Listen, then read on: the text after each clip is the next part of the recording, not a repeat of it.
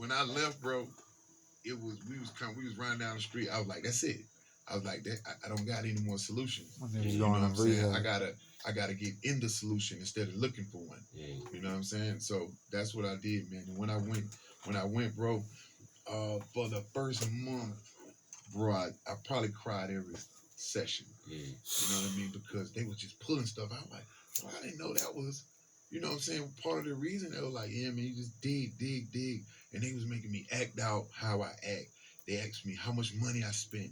And once I sat down and had a clear mind, seeing the numbers that I was coming up with, I was like, yeah, I'm glad I came here. And if I wouldn't have came, y'all probably would be talking about rest in peace, Dro. You know what I mean? Because right now, fentanyl is just everywhere, and you can get your hands on it, and it can actually damage. And I think that God didn't want my end all to be that, and also I didn't. You know what I mean? So yeah, I felt like that was it. What you feel like your purpose is now? I want to teach habit. I want to teach music, but I also want to teach about the habit, you know, and black young men, and about getting help, man. You know what I mean? And being in a fellowship. I want to have a fellowship of, you know, it's gonna sound corny to the average street person, but actually it'll save your life.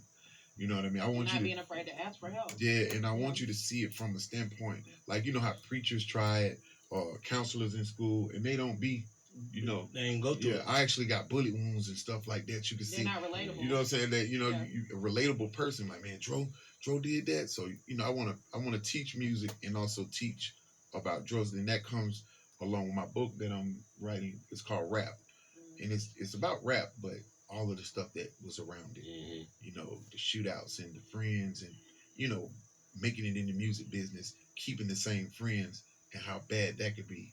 You know, you can be like, say for instance, this can be a spot, and I'm the only rapper in here, and the cops can come.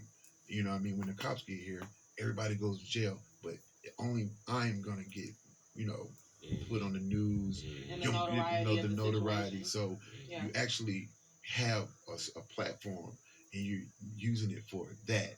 You know what I mean? That's the wrong way to do it. So I want to teach it, and, you know, actually be a role model for my kind.